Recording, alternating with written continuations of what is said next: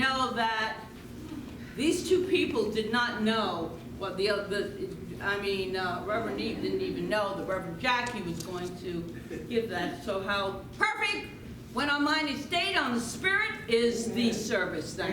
It all falls right into place when we get out of the way. So this month, we are moving to a place of higher love.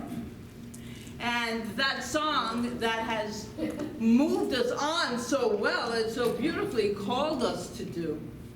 We are setting the course, as we've been doing all month, for an evolved future and taking a deeper look into our role in this evolution. So here's an eye-opening concept. The universe can only evolve through you. Can't evolve anywhere else. It can only evolve through your consciousness. You and I are vehicles. That's what we are. We're vehicles through which the manifest God can take the next step. And as I said last week, there never has been a better time. There has never been a better time. You and I can move forward in this moment together, as was so beautifully expressed. So this whole time right now is a catalyst for the enlightenment of humanity. Andrew Cohen, in his book entitled Evolutionary Enlightenment, sets forth these 4 tenets of evolution.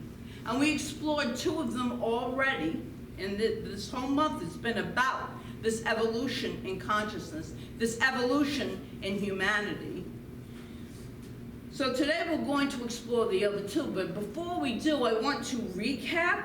I want to go back just very briefly over the first 2.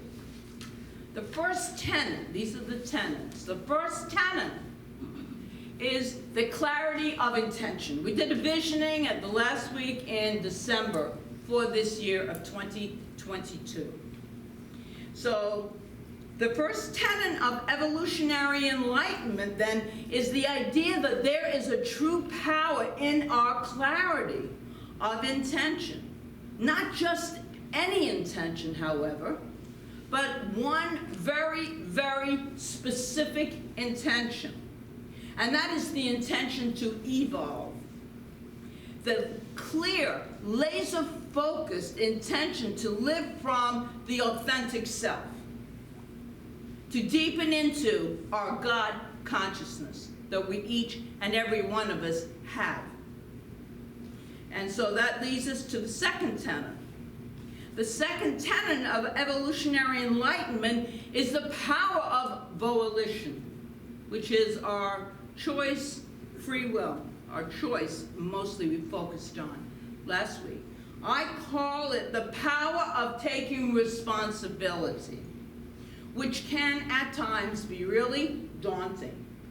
Plus, at times we don't want to be responsible for this and that. We don't think it is ours. If it's in our experience, there's some element of responsibility for each and every one of us to take a look at, if we choose. This tenet asks us to be responsible for nothing less than the destiny of the evolutionary process. Here and now as ourselves. Everyone, this is why we're so powerful. This is why we have this incredible empowerment consciousness, because we really are powerful. Nothing can take place that doesn't take place within us first. It's the way life is. So now we're going to look at the other 2 tenets this morning. So the first one, the third tenet of evolutionary enlightenment is this: face everything and avoid nothing. It's a biggie. What does that mean? This tenet points us to our potential to experience what Andrew Cohen calls unobstructed awareness. Love that term. Unobstructed awareness. And he writes this. It's a little long, but you'll see why. if you are bold in your spiritual intention, if you dare to heroically aspire to take responsibility for evolution's next step, you simply cannot afford to have your awareness obscured by the ego's need to avoid. Indeed, for those of us who have awakened to the impulse to evolve and who understand, at least to some degree, that the destiny of the interior of the cosmos is dependent upon our conscious evolution. He goes on, cultivating clarity, transparency, and inner freedom becomes a matter of great urgency. If you are deeply committed to the evolutionary endeavor, you will want to face everything and avoid nothing. Because the last thing you want to do is to act out of some unconscious motive in such a way that would obstruct your own higher development. You practice the third tenet, he says, as if your life depended upon it. Because when your life is dedicated to the evolution of consciousness, it does. Our life depends upon it. We are evolving right now. That's why it feels and looks sometimes like chaos. If you just look at all the circumstances that are taking place in our humanity right now, it feels like chaos. But it is not chaos, because there is no chaos in the mind of God. And if we are, each one of us, creations of this infinite mind, then truly our authentic self, our divine self, is never in chaos. So within us, and it's beautiful, the interior work is within us. It's not out here for other people to do. That's taking full responsibility. So what does it mean to face everything and avoid nothing? How many of us have spent any time with our heads buried in the sand? We just didn't want to look at something. Hello. Dr. King's birthday's tomorrow. Let's think about that as one thing. There's so many things, big and small. Perhaps we don't want to look at our own behaviors. I know people who won't balance their checkbook because they don't want to know what the balance is. They think it's really bad. It might be. But, I mean, so what's best to do? Avoid it. Just avoid it. Perhaps we don't want to look at our own behaviors, or we don't want to take a hard look at another's behavior because it might mean that we need to make a change. That could take on a whole deeper look within ourselves, or it might mean leaving the relationship. And this takes courage. It takes great courage. None of this is easy stuff, I know. As many of you, I've been through it. We need to leave that which is toxic at some point in our life, when it looks like it's impossible, by the way. It doesn't always look like it's possible. But we know deep within us that it is necessary. But we stay, and we ignore behaviors, and we bury our head in the sand, and at some point, if we really want to practice these principles, we have to stand in our truth and move forward. And that means leave. So lots of times, that could be it, or a job. It could be a job that we're in, and we're scared to death. There's nothing else out there for me. How am I going to live? This is what the ego is telling us all of the time. In The Power of Receiving, author Amanda Owens suggests that we receive everything and decide later. Either one.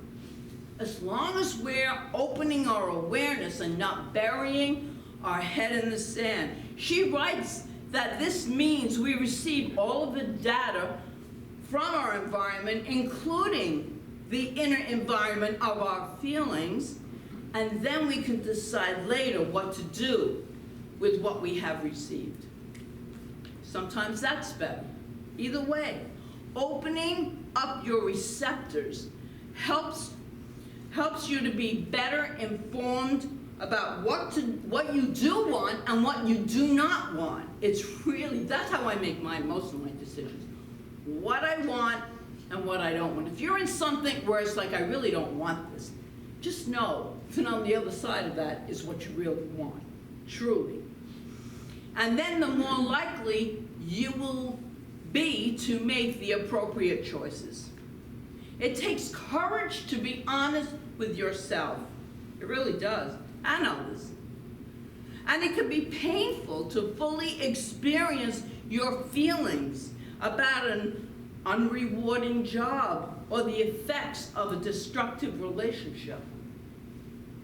But when we adopt the attitude to receive everything, decide later, or to face everything and avoid nothing, we will, according to Andrew Cohen, and this is what he says, no longer be afraid to stand tall before your own conscience, before others, before God.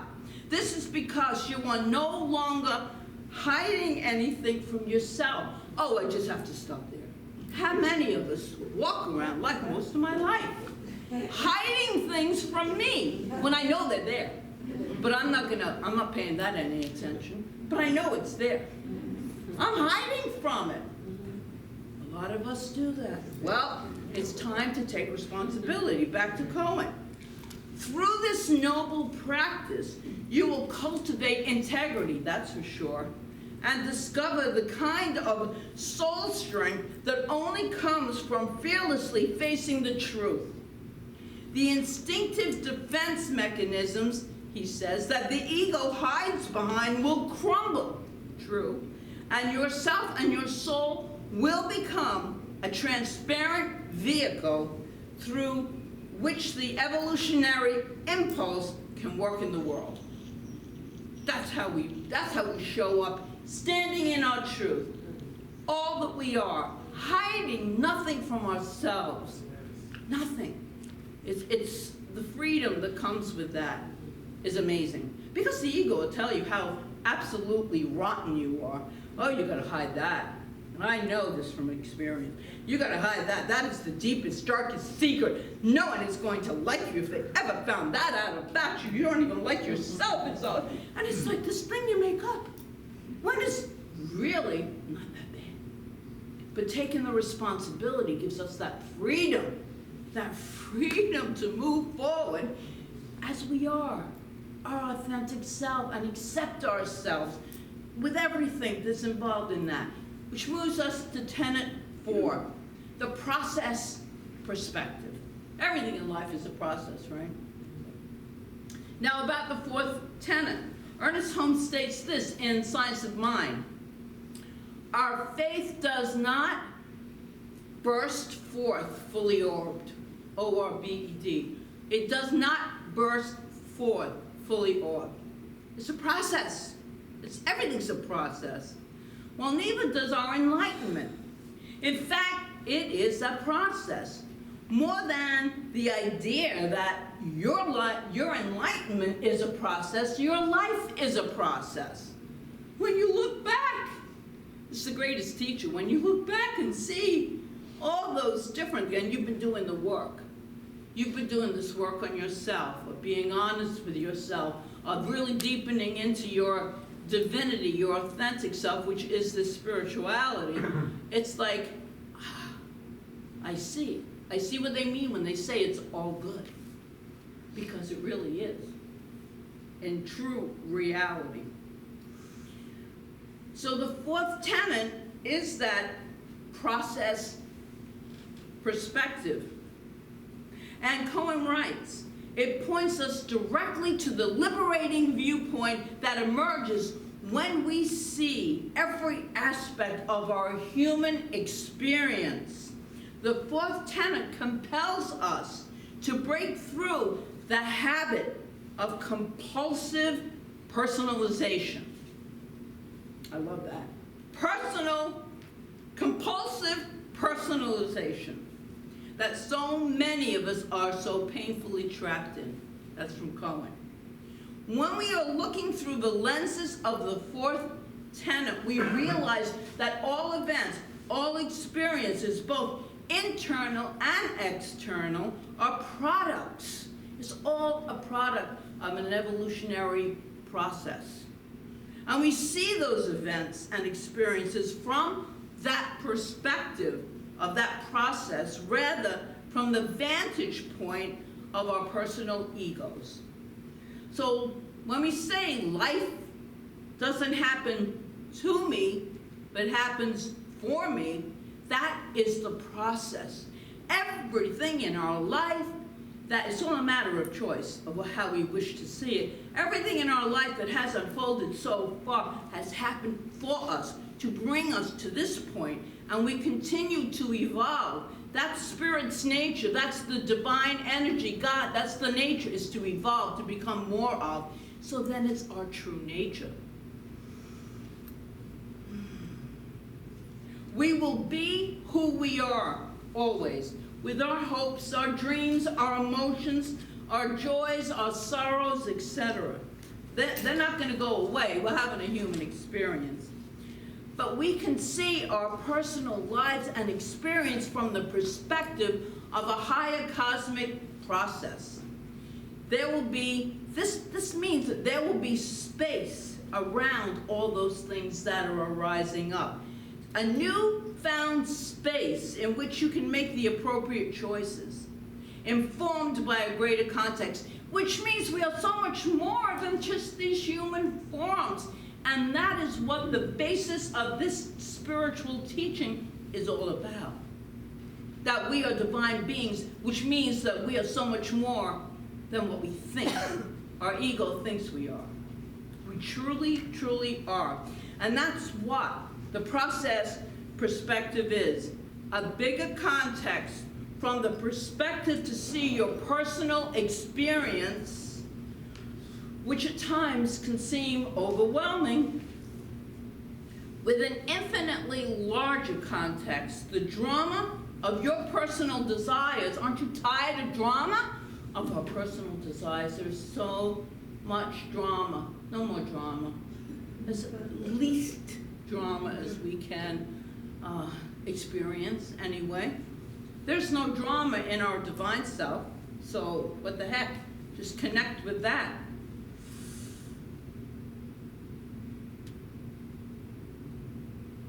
They all become secondary when we connect with our true self, that reality of who we are, to the prime directive of the authentic self. And that, in and of itself, is a process.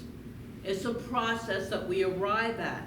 And let me tell you, it's a wonderful gift we give ourselves, because when things do take place, and they will, having a life, things aren't going to just always be rosy and go our way and be uplifting and cheerful. They're not. But we have those tools of knowing there's something so much bigger and better taking place, no matter what this looks like. No matter what this looks like.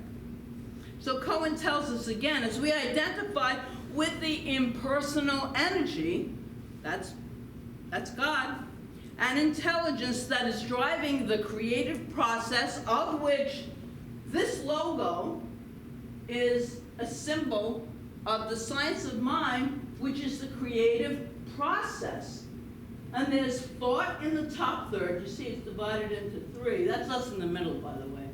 That was a vision I got. Joyful! Anyway, so this is the seed, yeah? This is the law, the creative substance, and then this is the effect. This whole thing is the creative process, which is what everything we learn here is based on. We create our lives. No way around it. We do. Anyway, back to Cohen. Our intimate relationships and the culture we share and co-create with others. We are multi-dimensional beings, simultaneously expressions of the God impulse and embodied living humans. And as we awaken to our own higher dimension and spiritual capabilities, we begin to understand that our embodiment, conscious engagement with life and with each other is the interior of the vast cosmos evolving. Nothing is ever outside of it. That's the process perspective. There is nothing outside of the divine. That's why it's in a circle. Nothing is outside of it. Everything is contained within this divine energy. It's basic science of mind. Basic science of mind. So with that being said, that's an awful lot to say. I hope you all got it. But we're not ending yet.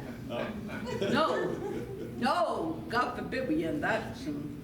No, we're going to do a little meditation, very short. But so I want you to take a breath. Just soak up all of that energy that has been expressed here through the music, through the words this morning. I invite you to close your eyes and see with your mind's eye an upward spiral. This is the spiral of evolution.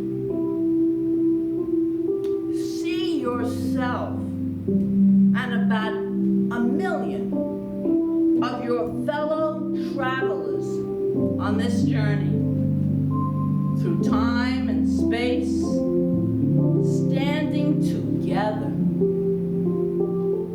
at the base of the new upward revolution around the spiral.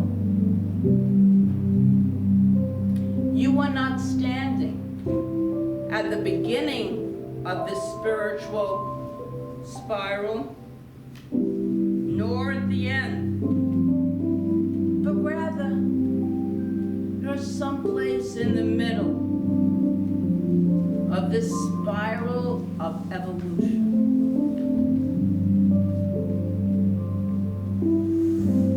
You and 1 million others like you stand there with the clearest and deepest intent to make that revolution up and around to the next higher level. It is what your heart yearns for. It is what you yearn for. Just feel that longing, that desire in your heart right now. Just breathe it in.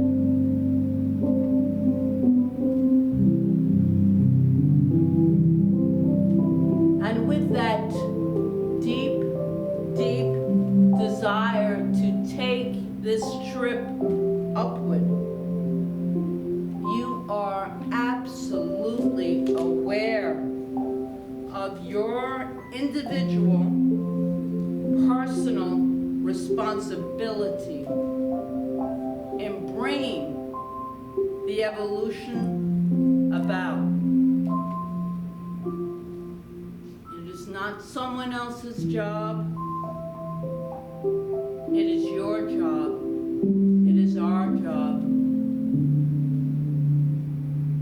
And you know that right now there is something that you have not been wanting to look at. Something you've been avoiding that is standing in the way of this revolution around the upward spiral.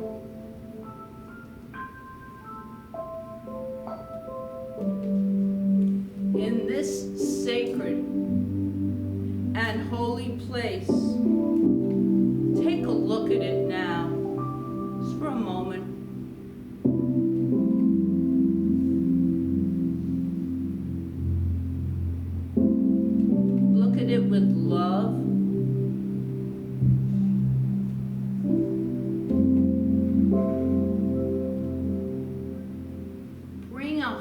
inner love to it right now. But be willing to look at it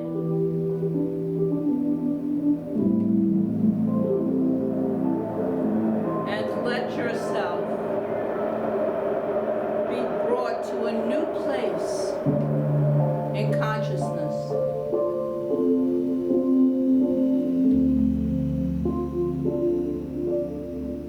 Invite a higher decision to be made right now.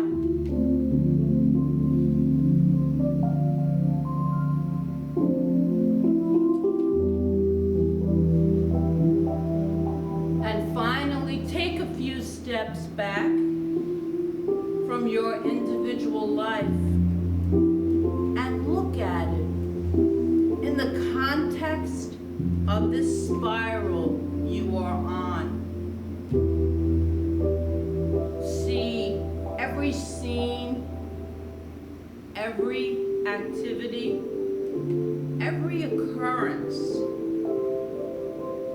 everything that has occurred up to now, and that will occur in the future as part of not just your evolution, but the evolution of humankind. See yourself right now as a key element in the entire process of evolution.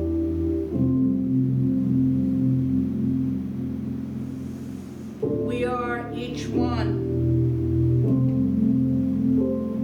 of great spirit, each and every one, bigger, so much bigger than any particular human experience. And yet, it is through the human experience that the divine, the great I am, infinite spirit can express itself. So we just breathe that in lovingly and gratefully as we do this interior work within ourselves to help shape human evolution. That is our job. And we give thanks. We give thanks for every experience. Every experience. We give thanks for all that was, all that is, and all that ever shall be. Because truly,